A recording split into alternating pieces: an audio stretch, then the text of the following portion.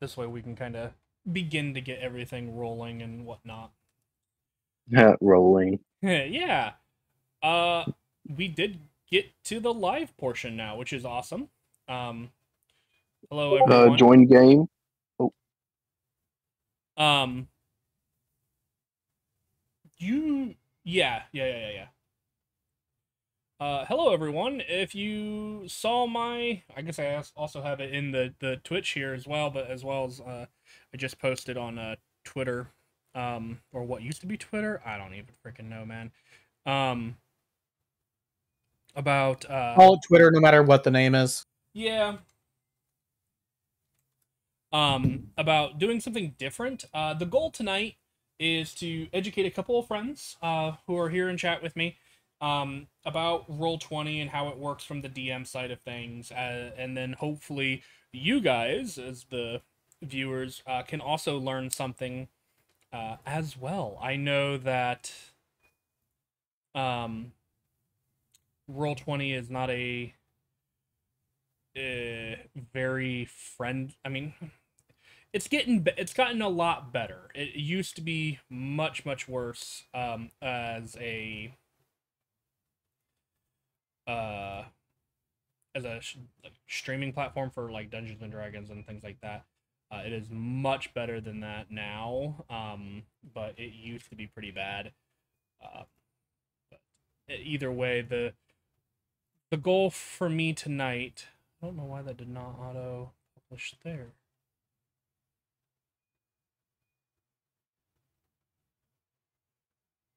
Um, I'll just do that. But yeah, it is definitely a program that needs help, and they're working on it.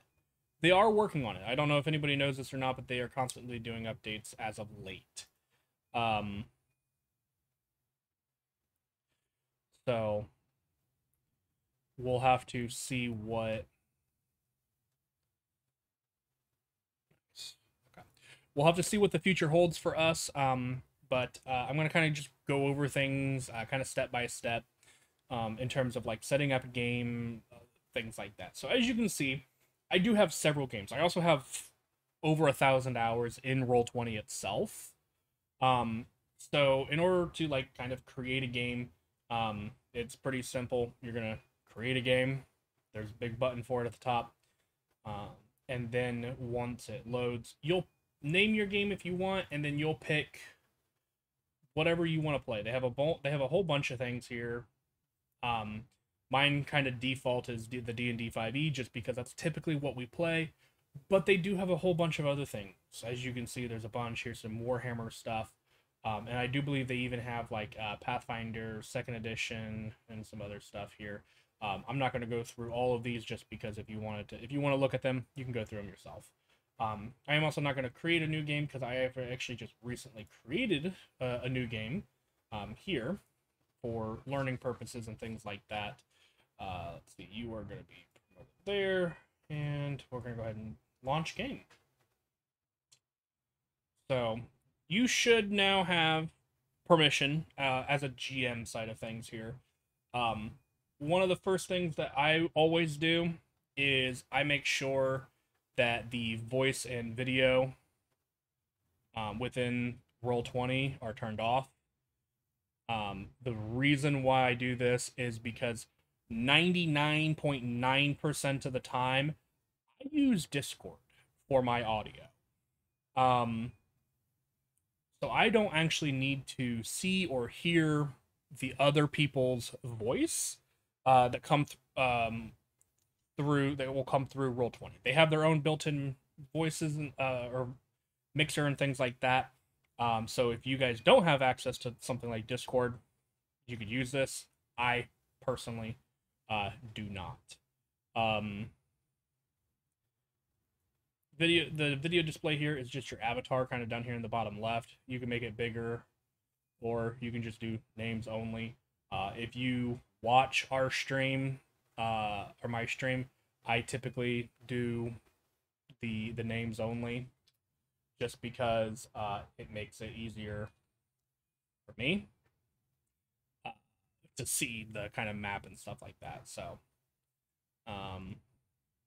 that's typically the first thing I do, and then you'll reconnect, which will reload. It should reload. Am I going to?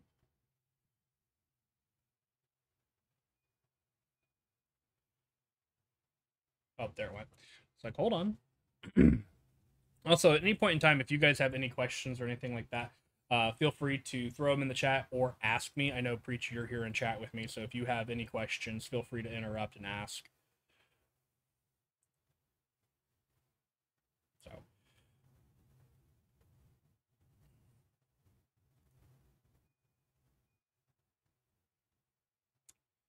So, okay, so that kind of covers that. Also, the display name here, you can kind of change your name, what they would see in Roll20. You can kind of just go with whatever you want on that end of things. I'm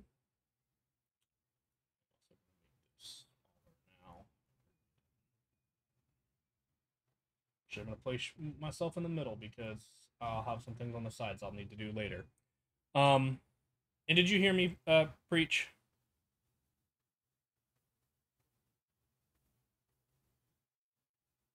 Yes. Okay. Yes, I did. Okay. Like I said a little bit ago, Roll20 is also doing, because they're doing new updates, they actually have a new interface that you can interact with. Personally, I like it better than the old one. So we're going to just kind of go through here. You have different options. Dark mode, light mode. I personally prefer the the dark mode. I think it's so much easier on the eyes. It's over on the left-hand side, where the 3 arrows are. Your select tool, which is right underneath that, it kind of looks like a cursor to begin with. That is pretty much your main thing, both as players and DMs. This is what you will use to select tokens, drag tokens around, and use and like interact with the map and stuff like that. You then have a drawing tool, which is pretty self-explanatory. Freehand, pen, rectangle, those kinds of things. You can change your color. They don't have, I mean, they have a range of colors. Text box, again, pretty self-explanatory. Lighting, this one can be interesting depending on what you're doing. Personally, the only thing I truly actually use in this setting are doors.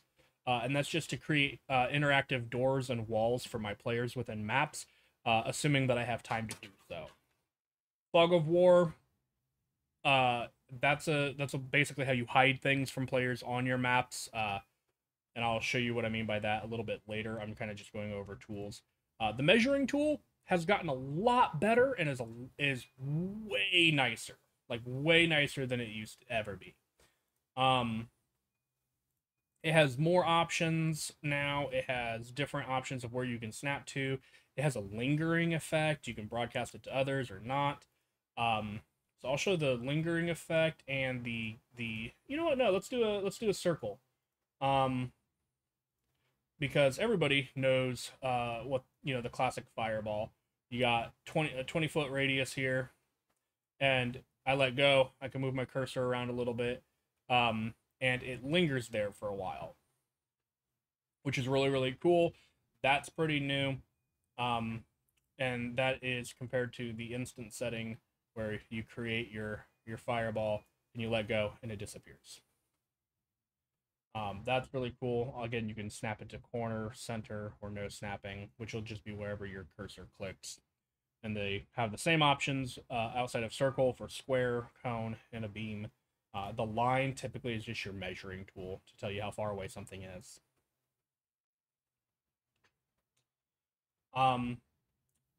This item here, where with the like sword and the 3 lines, that's your turn order. It's literally for tracking combat within Roll20 itself. You can add manually here. So like if I put myself into the turn order, I can put them there. I can change the number here. Also, I just noticed something. Preach, did you enter the Roll20 game so that you can see these things as I go along, or because like I said, that's up to you on how you want to do that. So. I was like, I'm actually watching on stream so far. It's kind of self-explanatory a little bit. Mm-hmm. No worries. A lot of it is too. So I will, and then I'll go ahead and we'll use Rom. He's another player from my other game, by the way, and you can add it here, add him here again, and like let's say he rolled higher than me, and obviously at this point they are not in descending order, but you want them in descending order. You hit descending, it'll automatically do it for you. Oh, and the reason why I deleted those there is because if you leave them there, it will be there the next time you open up a combat turn order. This here, your dice. This is your dice roller. If you toggle on GM roll, it'll whisper the roll so that your players won't see it, but you can. D4, D6, all the way up to your D100. I don't ever use the fudge roll because it doesn't work the way that I believe it is intended to. And then these are just different types of dice that they'll use. So if I do there, did not show. Maybe I forgot to turn that. 1 second. Yeah, I did. I will say I like to have on the 3D dice, just because it adds a visual effect. Once again, you can come over here, pick something, roll it. It will turn that on. So exploding dice, which is what I had here, is anytime you roll a 4, you roll it rolls another D4 and adds to, or another, in this situation D4 adds to it. Those are optional rules and stuff like that. Typically, I don't have any of these turned on. That looks like a different fudge thing, so that's fun.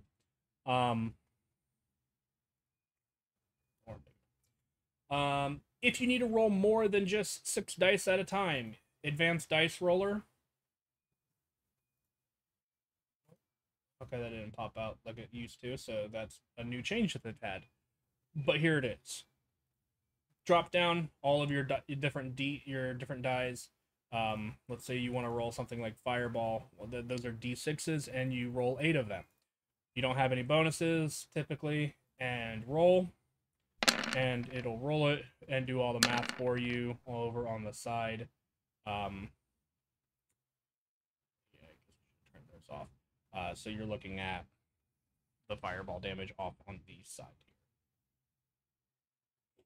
here. Closing out of that.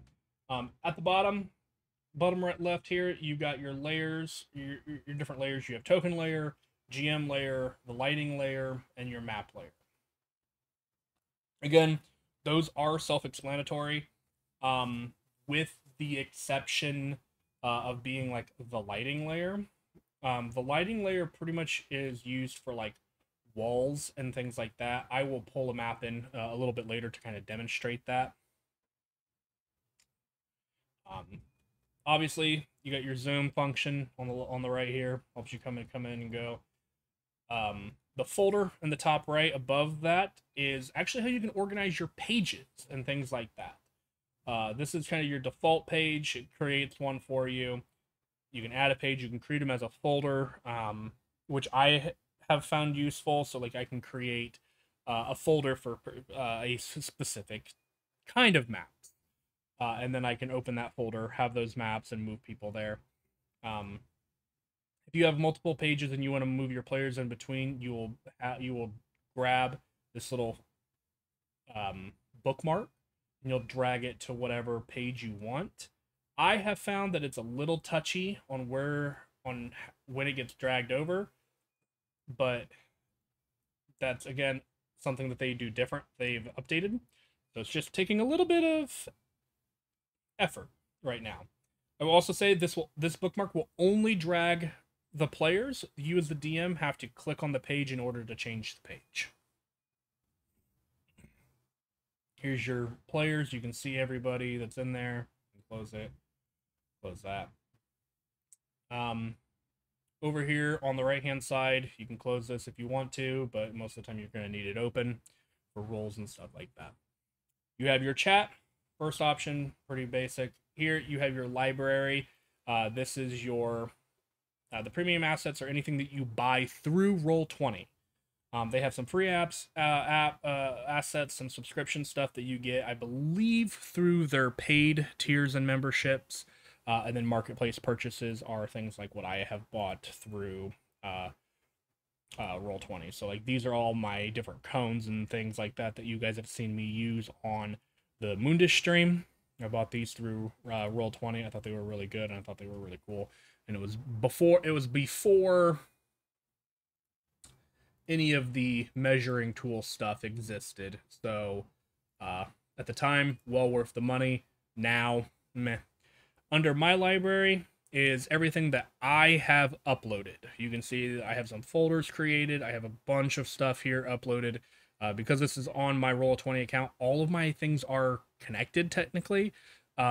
So even though this is not my Moondisk campaign, you can still see things that are here. Like, for example, here is my Laputa map. And you can see some of the other creatures and tokens and stuff that I have used in the past, and some that I'll be using in the future. In order to bring in your own, upload, drag the file into here, and you can drop it into here. Let's see. Trying to think if I have anything easily.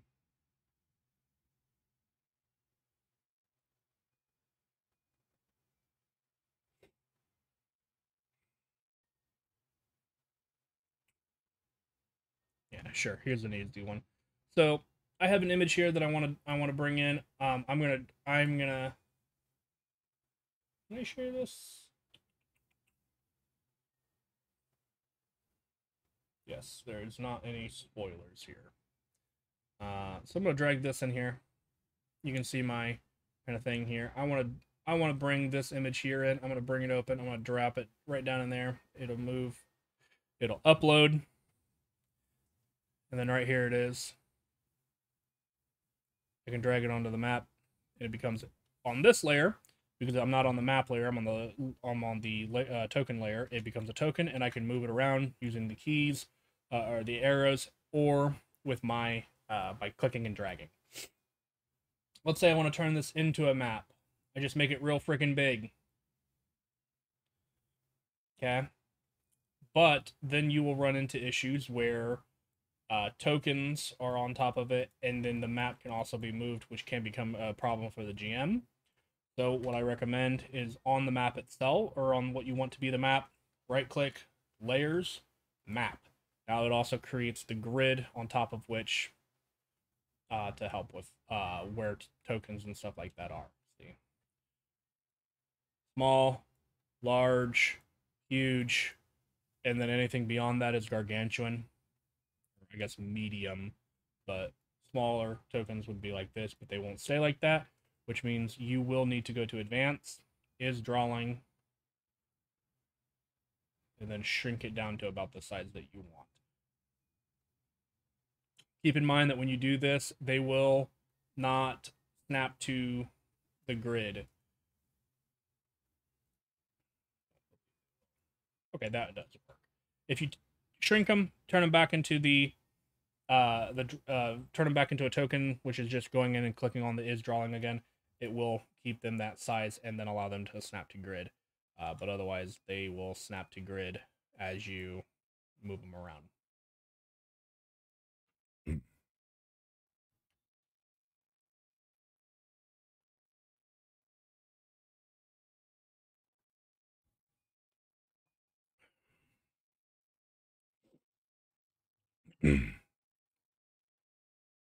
Next tab here is the journal. This is where your character sheets are and where you can create handouts for your characters.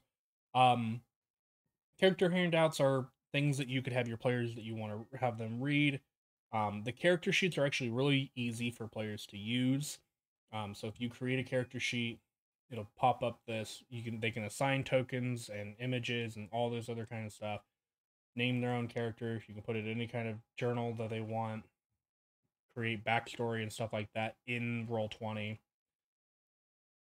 You'll save. It'll take you over to this one. I always edit the sheet directly. It makes it easier for me anyway. You choose a class. There are classes in here that used to not be in here. And some that are definitely not familiar to me. That's cool. So we'll just say barbarian. You can you can add a subclass. You can just type it here. Level changes. The one downside to Roll20, in my opinion, other than their calculations that they do in the chat and here on the character sheets as you input numbers and gain proficiencies and things like that, it doesn't auto level up. And what I mean by that is it doesn't add character features for you. So like, for example, if I'm a level 5 barbarian, it will increase my proficiency bonus, but it doesn't add a feature or trait or an attack that will indicate extra attack, reckless attack, danger sense, the rage stuff from barbarian, things like that. You do have to add those in manually, which again is my least favorite part. But you come in here, you can type it in.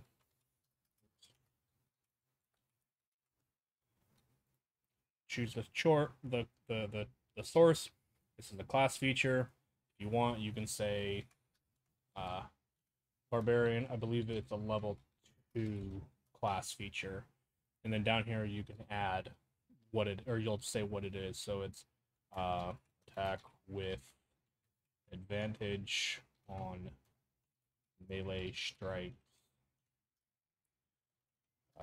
When you do so, the enemies have advantage on. And that's the class description, or what that is. You can put it there. One thing that I do like, though, is once it's there, you can hit that button, and it'll throw whatever it is you're wanting into the chat for your DM or other players to see. And then you can close that down a little bit by clicking on it to kind of minimize what you have in there. You can add an attack.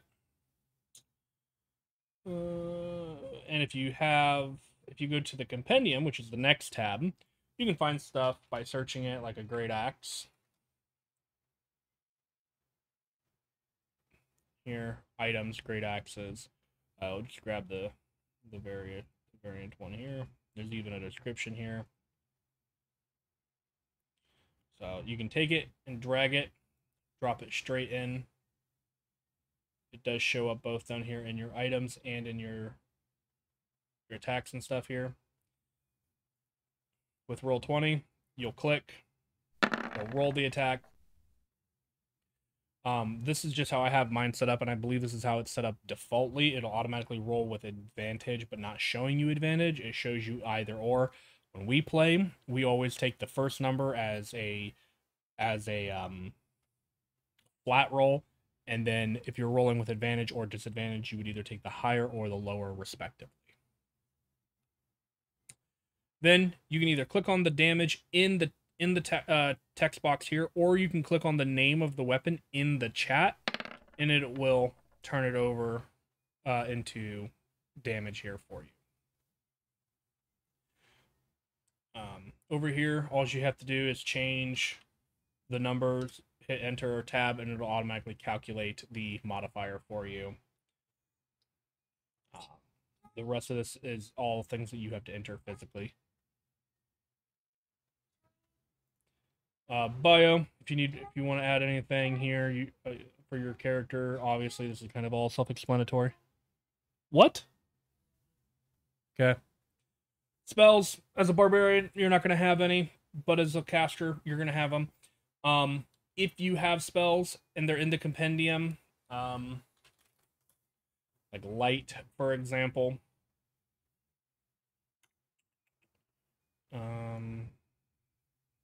Here we go. You can bring it over, drag it on.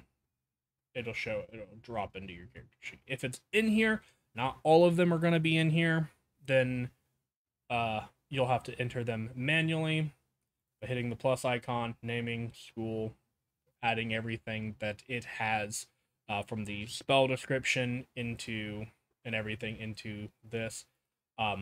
Spell card, it'll just be a card, kind of like how, like if I click light to put into the chat, it just gives me the description. But if you make it an attack, it will change up here. It'll give you damage types, rolls, things like that. And then the higher level stuff will also be affected by that as well. These 3 tabs really don't do anything unless you're the DM. And even then, I can tell you right now, I have never used them.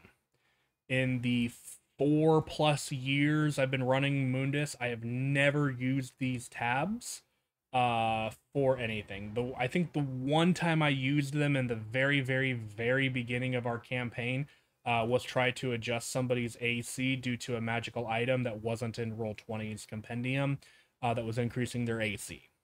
And then we ended up just overwriting it because now you can edit the number and create it.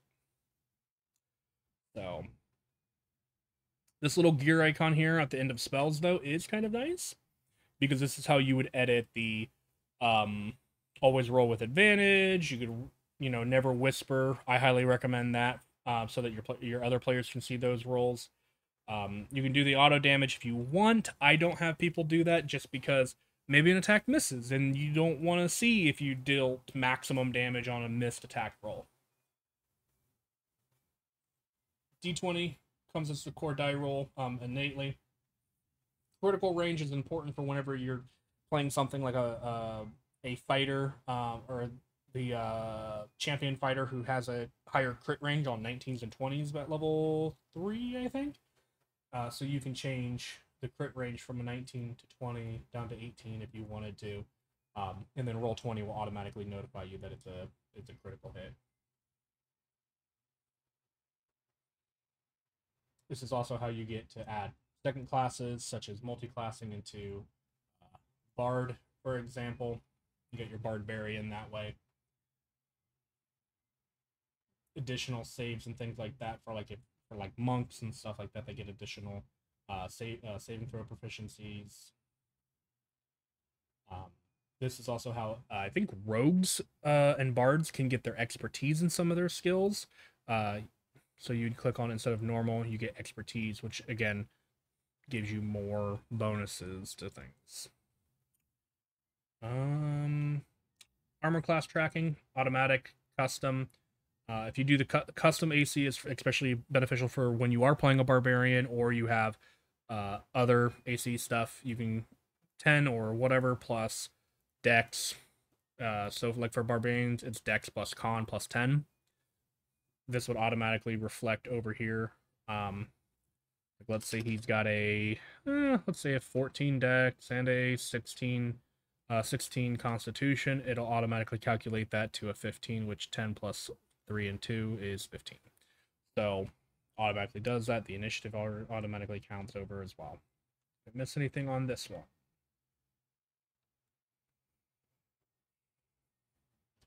Does not look like it. There are other options here that you can turn on and off.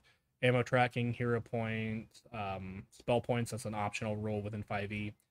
I like to turn on the long short rest stuff just because that does refresh stuff if it's set up that way. And it also reset like hit points and stuff like that. I'm pretty sure. It's been a while since I've done that. I can see you, kid. My kid is trying to do gymnastics on the couch. You're gonna hurt yourself, and then I'm gonna laugh. Okay. That does pretty much conclude the character sheet side of things. Let's look at a quick handout. Handout could be a mysterious note. You add it to all players' journals if you want everybody to be able to see it. And then you can either upload something or you can type it out yourself here.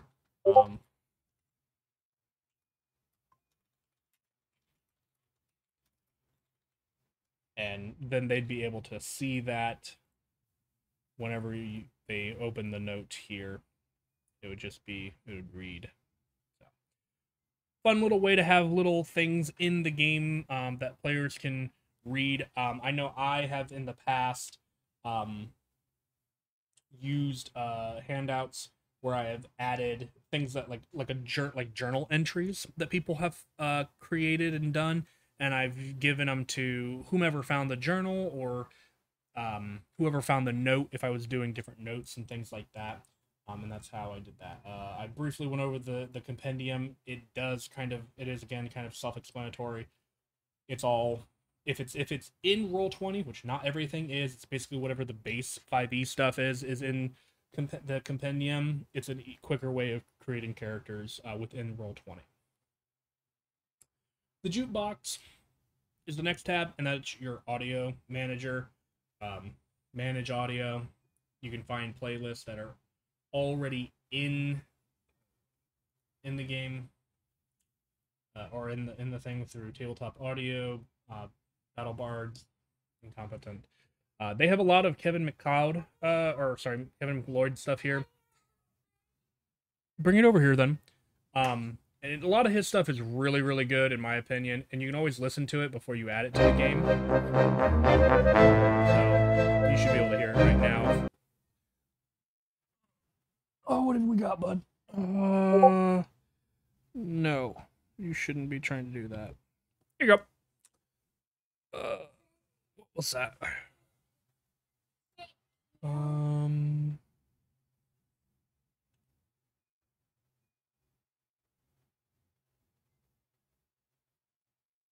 What the heck?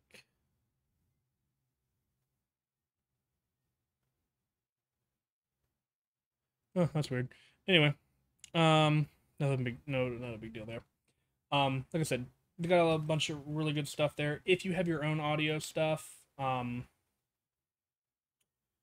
you can My Audio, and you can upload it here. These you can see here, I have some playlists and some music and stuff here. A lot of this stuff I got from Michael Gelfi. There should be a link down below this video to his YouTube channel. His music is fantastic in my opinion. He's got music, sounds, battle music, things like that. The only thing that he really asks for small streamers is that you acquire his music through the proper channels and legal means, and not to download it through YouTube and stuff like that, which I don't think is a huge ask. Oh, I guess I should also show, once you find something that you like, just jump over here to to this one. You add to game. Oh, Preach did ask a question. Where? Can you add Spotify songs? In the chat for general. Oh, no wonder I had a beep, but there was no notification. It's not showing his message. No, it's in the general voice chat messaging.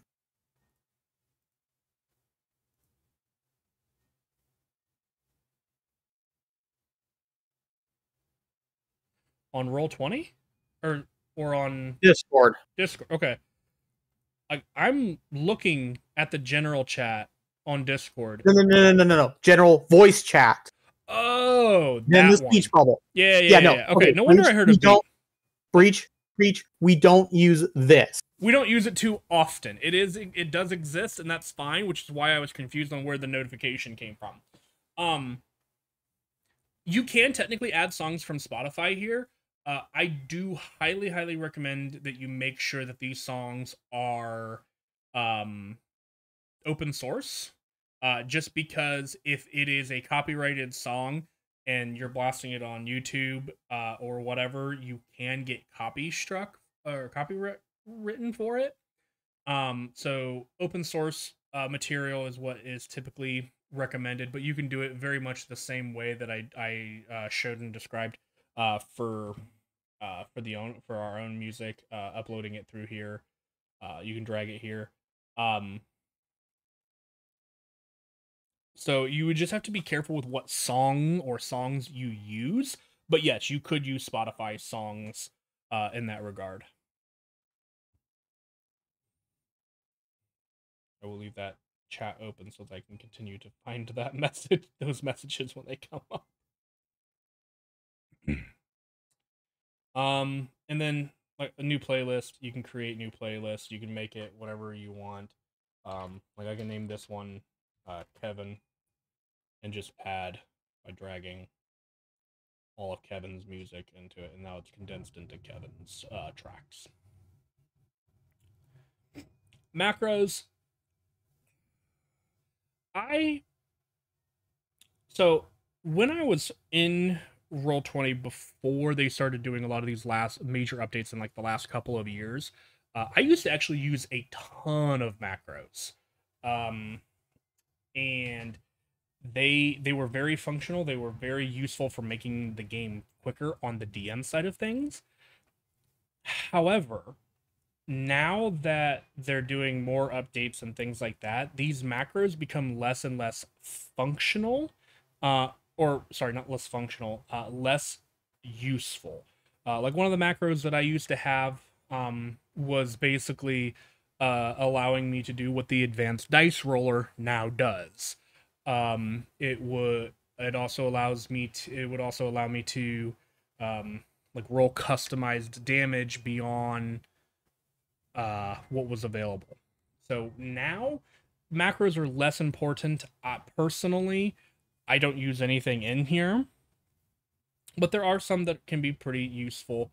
Playing cards I think are cool because you can do like a tarot deck kind of a thing with your party and stuff now. And there is a lot of information on these. Oh, that's cool. You can add your own cards now. I didn't know you could change up a deck. Looks like you can even add your own imagery. That is definitely a new feature. But so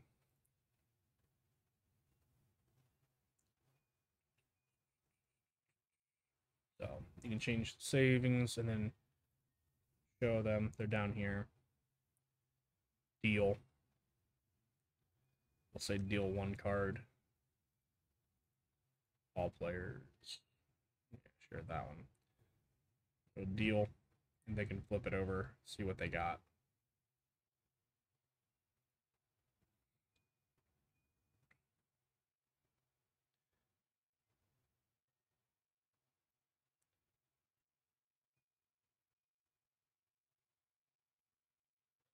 Right, I believe removes it. Yep. We've been over the settings here. If for whatever reason, if you're in a situation like me where you're also you could be like DM and player, and you don't want to see things hidden, you can rejoin as player. And what I mean by things that are hidden, we'll get to in just well, I mean, we'll do it now. So on this tab here, I'm going to go into the settings here, which is an area that we didn't discuss before because I knew I was going to get into it a little bit later here. This is where you can make your map bigger, smaller. You can change it from squares to hexagons. You can change, wow, they've added a couple more things here too, but squares are typically the easiest way, in my opinion, to play. You can turn the grid on and off. You can make the cells different, cells width, coloration of the border and stuff like that, opacity, fog of war, the darkness, all of these other different things. This down here is a really cool one. You can add music to play when the certain pages load. I think that's kind of cool. I don't personally use that just because my music is very quickly accessible when I go over to the jukebox tab. Dynamic lighting is cool, but that's typically for bigger maps and exploring situations, creating walls, things like that, which is also where the doors come into play. We'll get to that in a little bit. As something to note, when you make a map in very, very big, it can become much harder for players to load said map. So like for example, if I'm trying to make a map that is 150 by 150, and I say save, it will notify me that the map being that large can take a long time to load. So we'll go ahead and say okay, and I'll show you how big that is on Parchment. So there it is. It's a big map, or would be a big map. But one of the things that I've recently learned, if you come in here and you change the cell grid size to 0.5, you actually make the map that's standard bigger by creating more squares. Don't know why that did. So, that did not load properly.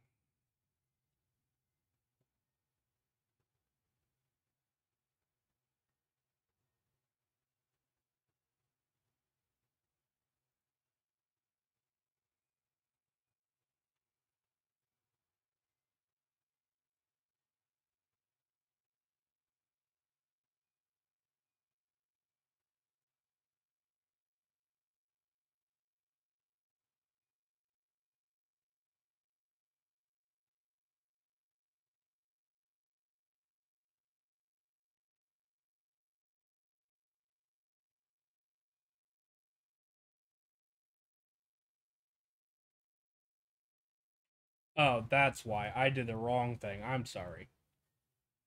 The cell width, not the cell distance. That would be why it didn't change.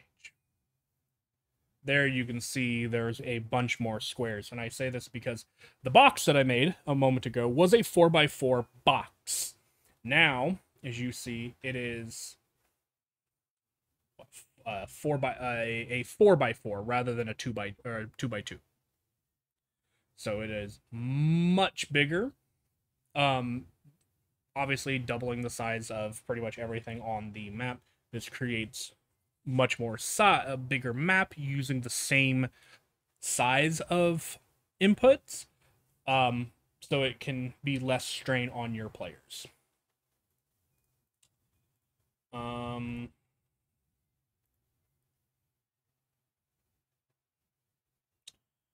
of War, you'll turn it on, save settings, and it'll turn everything like this. You can see, got a little darker. Come back over here to the Fog of War tab, reveal areas, and it'll make this area a little bit brighter. Now, what I was talking about earlier is if I rejoin as player, because let's say, for example, I'm a player rather than being the DM in this situation, when I log in and I'm on this page, this is all I will see, is what has been revealed. The rest of the map is black. And as the GM goes in and reveals more areas, I will see more and more. The dynamic lighting will work kind of like a video game as you go in and see your and look around, your character token would have X amount of dark vision range, which you can double click and find that and create this in this area under the dynamic lighting, creating what it can see without light and things like that, and it will create, and it'll automatically reveal areas, but you have to go in and create things using the light layer. And you'll have to go back to the drawing, and now you'll have this option of walls. One way, transparent, wall. Most of the time, you're going to find yourself using walls. I personally like to do small, the thin layer ones. And then I personally like to do, I believe it's this one now, because I can click, and create different areas of what I can and can't see. When you reconnect it there, it creates that one area. These are walls that this creature or token should not be able to see through. And I can... Is this already set it to change to dynamic lighting? It did not. So I'm going to change this to dynamic lighting. We'll save. We'll give this token vision, give it night vision. Let's only give it like 10 feet. You can add tintiness and things like that if you want. I typically don't, just because the more you add to it, the more strain it's going to put on your computer and other people's computers as well.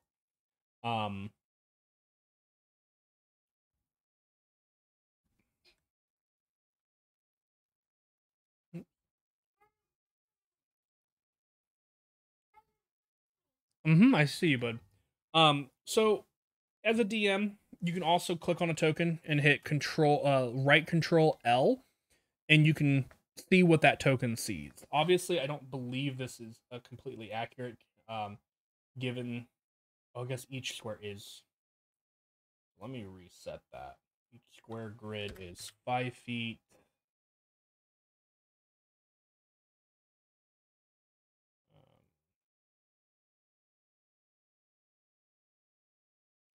Means he should only be able to see.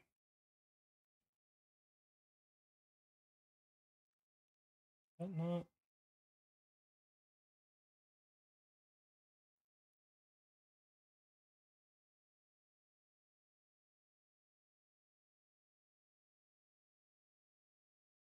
It's been a little while since I played with this, so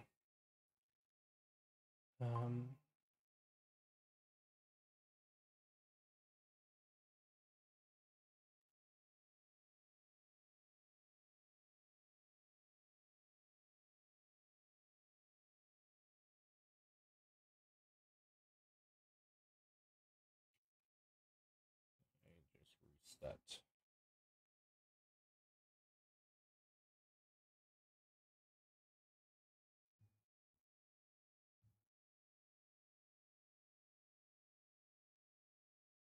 There it goes.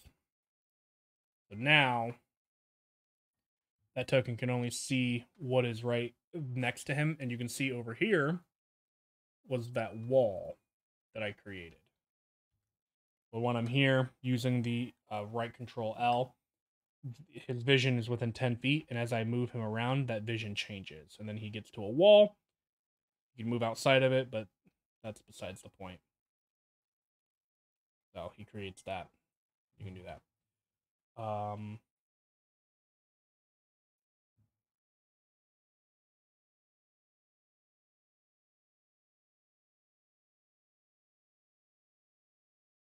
think you can only move outside of it because I am a DM.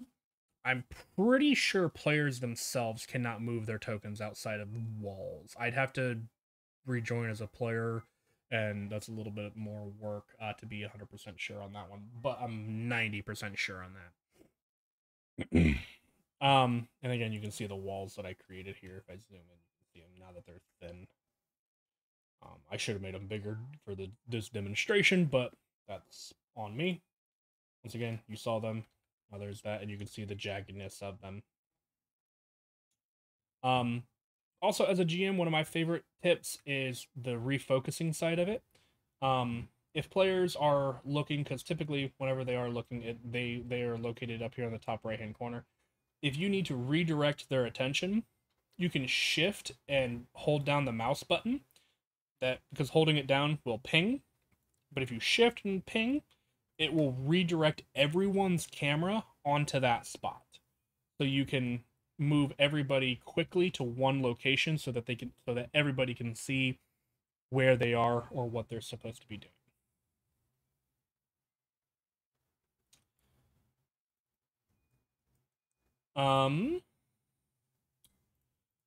Monsters. This guy here is a monster.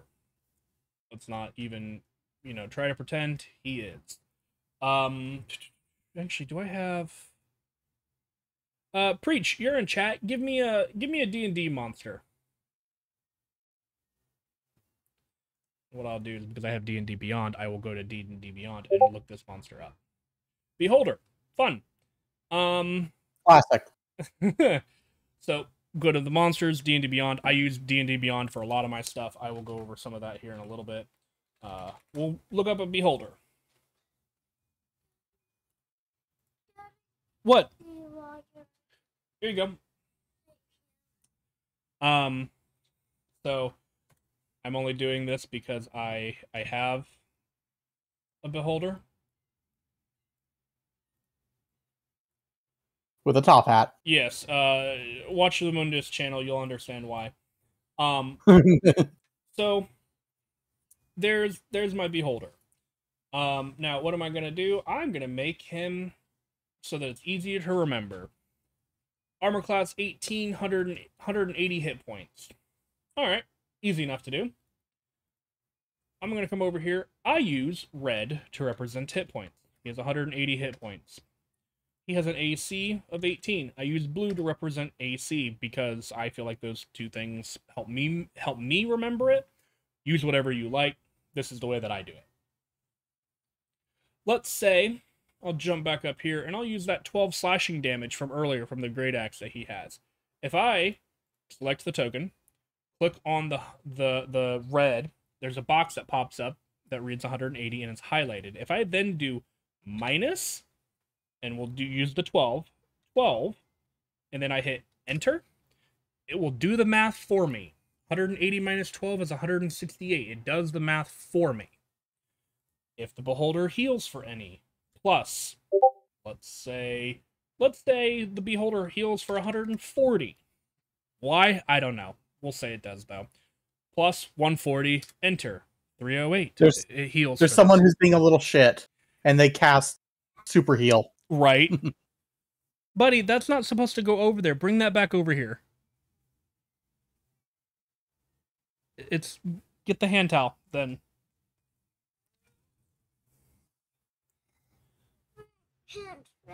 Take them off. I don't care. Take them off. Children. You can do this with any number of tokens you have on the field. Any of them, all of them, none of them. Some people like to write things down by on paper and keep track of them. I find that if there are 8 monsters on the field, keeping track of 8 hit point pools can be kind of messy because, okay, now which one of these was which? And I find that this is so much easier because players can be like, I target that one, and they can ping it. Or if I color code it, yes, there are ways to color code, which I will go over now. If I hit that button, that's settings. I go over to, you can also get here by double clicking, going over here to the details, tint. If I wanted to, I can make this guy, let's make him a little purple. Okay, save. Now he's purple. You can do that to color code different ways, or you can use this button here, which pops up these different icons, which can represent, I use to represent different conditions. You can add red, blue, green, orange, purple, pink, yellow. Any combination of those colors for any number of different reasons. I use the X when they die. I use the lightning bolt for haste. The net, I use like this net or the spider web for grappling. I used this clench fist for restrained. I used the man screaming or whatever that is for... Good job, bring it over here. I used the man screaming for concentration, or at the very least holding his head.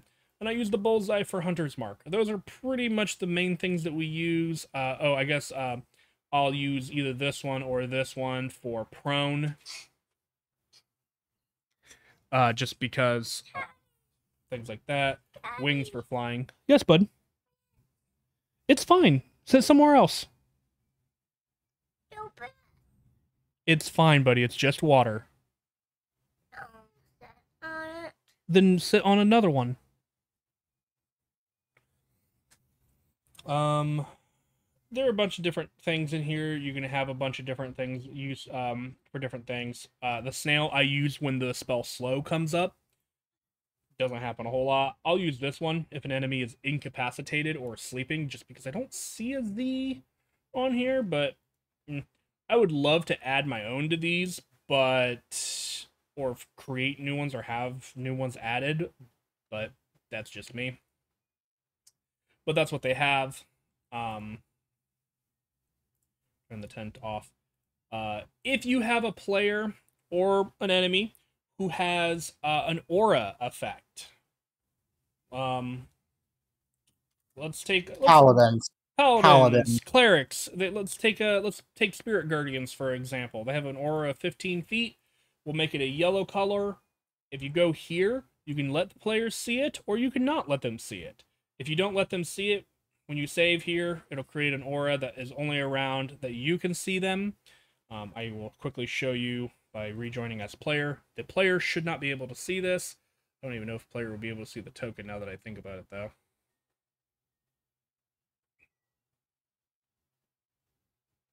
Ignore that. My wife just texted me.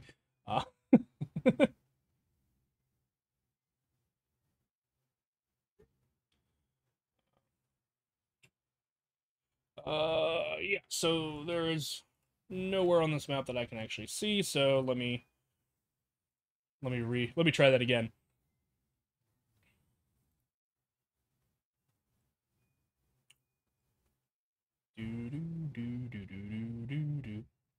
We'll go ahead and just turn the fog of war and stuff off.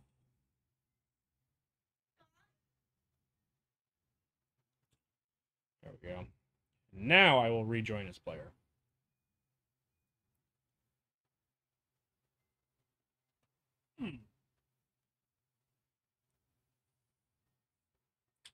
So now you can see there is no, I cannot see an aura on this creature, but when I am the DM, I know that that aura is there. Now I can, because I have players who have auras, again, clerics, or paladins. If I want other people to see this aura, coming down here, 3 buttons, see, save settings, then I'll rejoin as player real quick.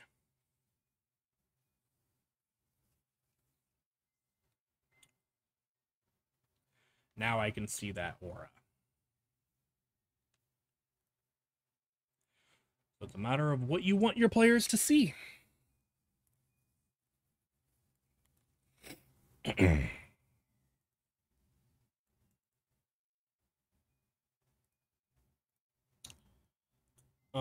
You can also add names to these and have people assigned to them. That's actually how you create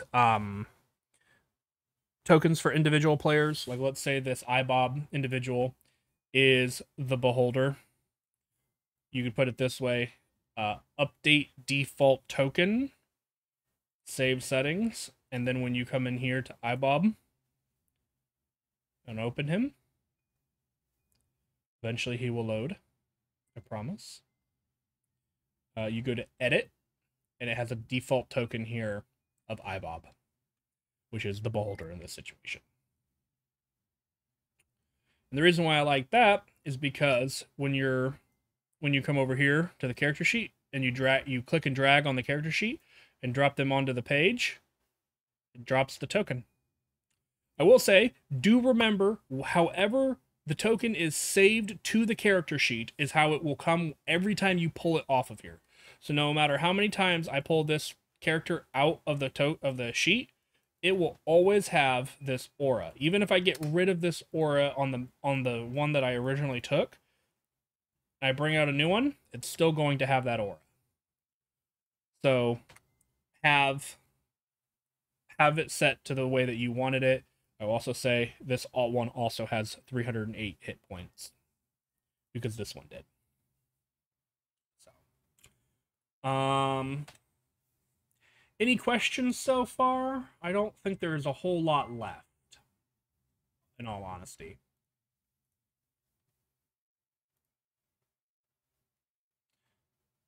Or is there anything you guys want me to go over in more detail or again or anything like that?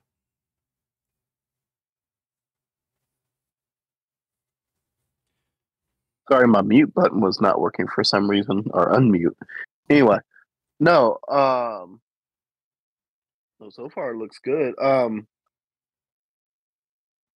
was gonna say, because letting the dog out Mhm. whenever you put the beholder out there, like I know you went to D&D Beyond and stuff. Do you just copy and paste from D&D Beyond and then like or save it or? No, actually, I actually use a program.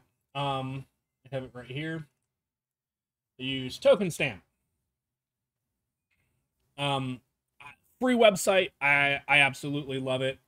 Um, let's let's think of a monster that I don't have.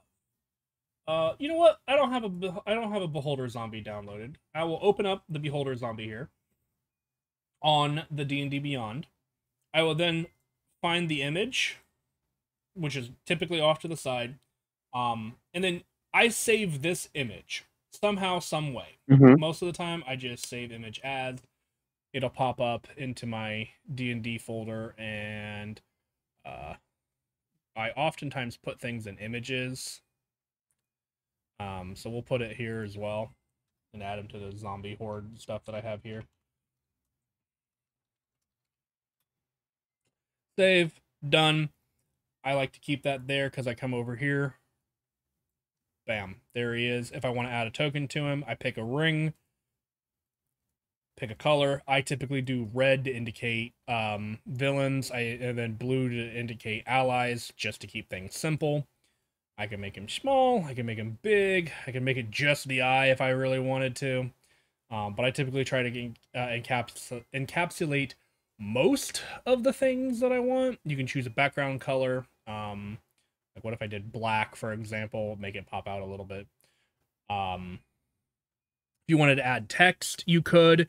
I have done this in the past for a couple of things. Add text box. We'll just do this. We'll do the number 1. We'll put it right there. And then download token. Right there it is. Back over to Roll20.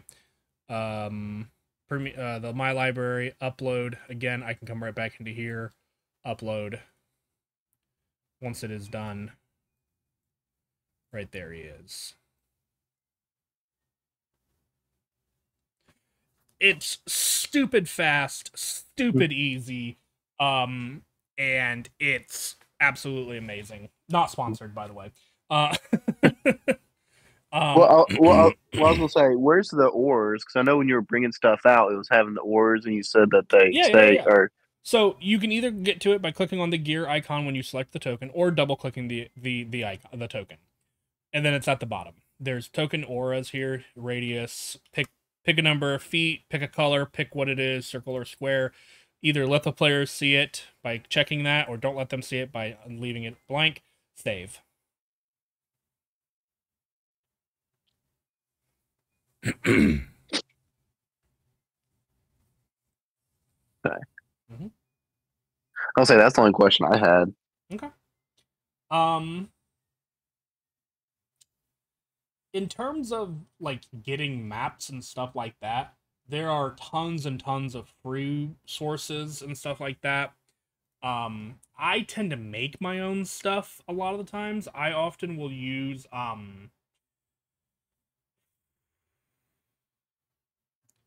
what is the name of it?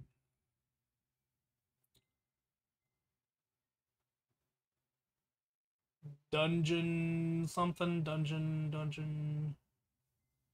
Draft. That's the name. My brain was having a stroke. I typically use Dungeon Draft for a lot of my stuff, but there are other things out there. Here is a brief list of. Oh, I guess I should move my token. Not that. My icon. Move him over a little bit so that you guys can see this a little bit easier. Here is a brief list of the different dungeon things that I have found over my years. I've made a list of them. Some of them are free, some of them are paid. Some of them have different things that I don't like about them. So you can pick from these what you want. A lot of these things, at the very least, are a great place to start with. Honestly, I think one of my favorites is Dungeon Scrawl, and it's just because of the way that it looks and the way that it operates. But I typically only ever use this for when I'm making dungeons, like actual dungeons, and rather not like my maps for uh, the Laputa, for example.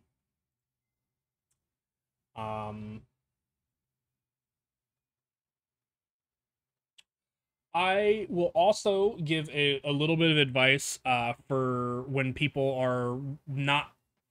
Let's say you absolutely hate the Roll20 character sheet, and let's say that you guys have D&D Beyond. Okay, cool. You can use character sheets that you create in D&D Beyond in Roll20. So what you will want to do is open up a character. So here it is, and you will want the extension. Sorry, close some of these. Beyond 20. It is a free web extension. You'll just add it and make sure it's active. It is, in my opinion, fantastic. You have to have Roll20 open and your character sheet open. But, and in the same browser. I'll clarify that because I learned that from Blind and Blinder. If you have your character sheet open in Firefox, but you have Roll20 open in Chrome, it will not work. They both have to be opened in Chrome and or Firefox. I think are the only two supported browser sources for this at the moment, but I'd have to. Which it kind of makes sense, but given that it was the blinds, it's like, yeah, no, it makes sense they would do that. Oh, absolutely.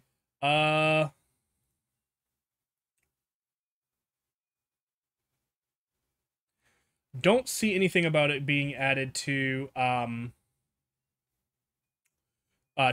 or iOS or anything like that as of yet, but I'm sure eventually it will.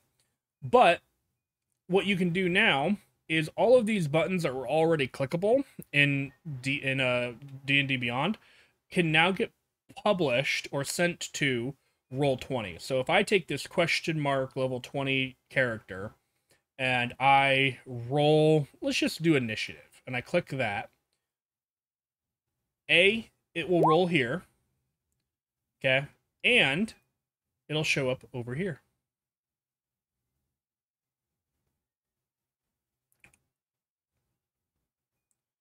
Which is, in my opinion, the coolest.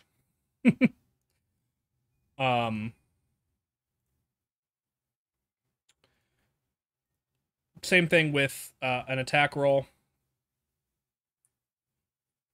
That looked like a lot of stuff that happened. Yeah, there you go. 33 to hit on a rapier for 63 total damage. Just because it's got calculated for the sneak attack thing. Why was... Oh, I remember. I built a mountain dwarf that could sneak attack you with a chair. That's what the purpose of this was. I forgot about that. Anyway, but yes. That sounds like a you build. I don't remember why I built him beyond that. Yep. So, but yeah, that kind of in a nutshell is Roll20. Again, I use D&D Beyond because I have the tier stuff for it. So I use a lot of that for looking up rules and spells and mechanics, as well as players use it for their own characters and shenanigans and stuff like that. I will also say, oops, that's not what I wanted. Another one of my favorite features with this extension If I go back to the beholder. Oops. You don't want this page. You want to click on the actual name so that the thing is on the entire page. Is this back up now? I can come in here into the character sheet, and there are buttons beside this, and I can click on them and have it show up in Roll20. I do believe this was a GM whisper, but I don't remember. You can change all of that by coming up by the name and clicking here. This one was whispered, and you can change this to never whisper. Ask every time if you want. General settings, stuff like that. It's all the beyond setting, all the beyond 20 settings stuff there. But I can just roll things like that in Roll20 by using beyond. So like for example, if I don't want to roll 8d8 because let's say I don't have 8d8s out, I can just click that button, come back over to Roll20, and it rolls it for me. It saves me time, and I love it. So, anything else you might have question-wise? Either one of you two or anyone in chat?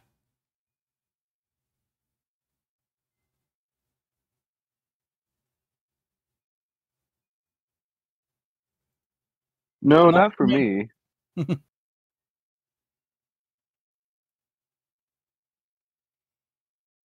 And you didn't have anything either, Rom, is that correct? No, we both said it at the same time. Okay, I was gonna say, okay. Wasn't sure, but that's what I thought happened. So, that being said, I do believe I cannot think of anything that I would have missed. Yeah, I don't believe there's anything that I missed. So, that is Roll20 in a nutshell. That being said, I think that is everything that I have for tonight then. That also does mean that what will end up that this will go up on YouTube as a way of having a reminder course later.